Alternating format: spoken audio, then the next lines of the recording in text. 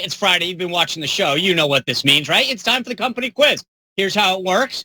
I take stories making headlines in the news and ask related trivia questions. All right, back with us is our company, Seth Denson and Kelly Sadler, and of course, Lauren, sitting in for Lindsay. All right, guys, let's wrap up the week in style. You ready? Everyone ready? So ready. Letters? Go. All right. Question 1. Earlier this week, House Speaker Nancy Pelosi caught a lot of heat for visiting that California salon without a mask, despite the state COVID restrictions. At least we found out the speaker gets her hair done and doesn't wear a wig, But the Whig Party was the opposition party to the Democrats in the early to mid-1800s. Who was the first Whig president? A. Martin Van Buren, B. William Henry Harrison, C. John Taylor, or D. Zachary Tyler? I don't know. All right, let's get those letters up. Starting off on the We're all different. Everybody gets it wrong. Every letter but the right one. That's right. It was B. Harrison. Yep. He beat Van Buren in 1840, who, by the way, if you've been watching the show, we talked about him a few quizzes ago. He died 31 days later after his inauguration. All right. You learn a lot during these quizzes. Oh, Question man, I gotta 2. tell you, history's not my strong point. All right. Well, then this might be, let's see where this falls. This week we talked to Newsmax contributor Alan Dershowitz about the Flynn case, and it was his 82nd birthday. In addition to being a high-profile attorney, Alan Dershowitz, has also appeared on a few TV shows over the years. In which 90s sitcom did he play a version of himself? A. Spin City, B. Seinfeld, C. News Radio, or D. Frasier? I don't know. Seth Denson on the board. That's right. It's Spin City. Oh. Right? Spin City was that Michael J. Fox sitcom where he was the deputy mayor. I love that thing. Anyway, all right. Seth's at 1-0 Hey, so three far. times on the quiz, I finally got one right. All right. We got a few questions to go. All right. This week we learned that longtime C-SPAN host and producer Steve Scully would moderate one of the upcoming presidential town hall debates. C-SPAN launched in 1979 just as the House of Representatives agreed to let them televise their sessions.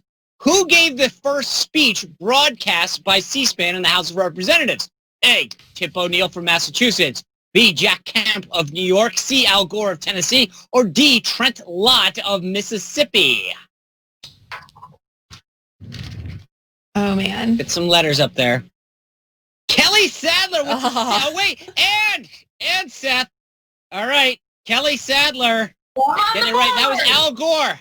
Ironically, just a little bit of trivia for you there. It was 7 years after that before the Senate allowed C-SPAN to carry its proceedings. See, you continue to learn stuff just even during the quiz on Spicer and Company. All right, question 4.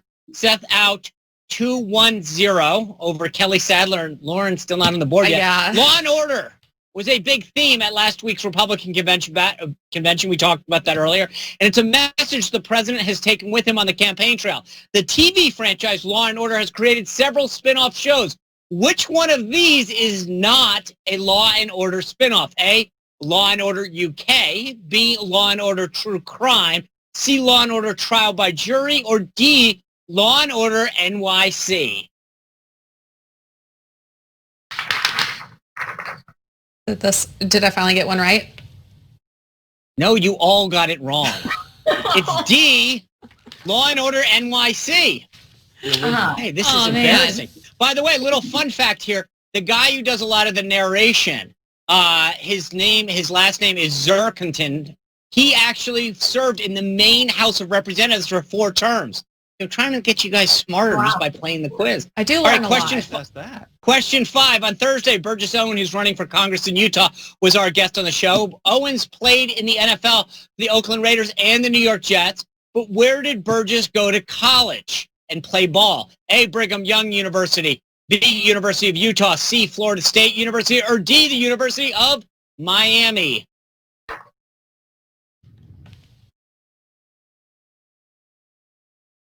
Seth coming through again with the D. That's right. Burgess played for Miami. He is from Florida.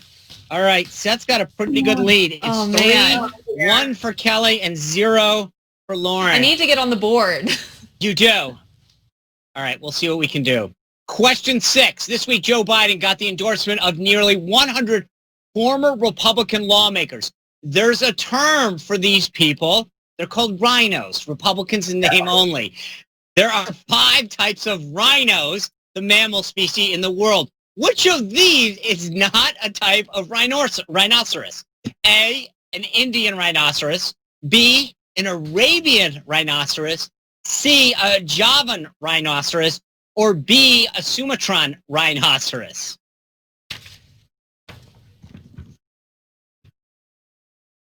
How did you guys all get that? It's B, you're right. Oh, really? It's an Okay, I Arabian- just am very excited that I got one right. I was going to help you. We didn't do this.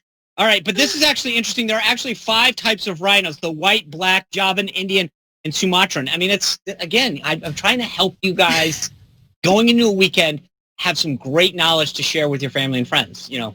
All right, question 7. This is it. I mean, unfortunately, this is doesn't count as much because we already know Seth's come back big from last time. I've done nothing All right, but study question for the last 7. 3 weeks. Former U.S. ambassador to Germany, Rick Grenell, joined us this week. Which former president was actually the first official U.S. envoy to Germany? Was it A, Thomas Jefferson, B, Zachary Taylor, C, John Quincy Adams, or D, William Henry Harrison? First. Some letters up there. Oh, Seth! Coming through big time. That's right. It was John Quincy Adams in 1797. That's right. This was a huge sideburns week. that gave it away. The sideburns gave it away. Well, all right. I know we had a really good tiebreaker question. Seth wins big. He gets all of the accolades and all of the rights and privileges of being the late weekly winner. He officially wins his Spicer and Company mug. This is going out to you. Charm. Yeah, well, Congratulations. But let me just for fun, let's go through the tiebreaker. I want to see. The Republicans put on a big convention. It was fantastic this year. How many U.S. presidents in history were Republicans? All right, so Lauren, give me a number. Oh, gosh. Remember, we had 45 presidents. 20? 20. All right, Kelly.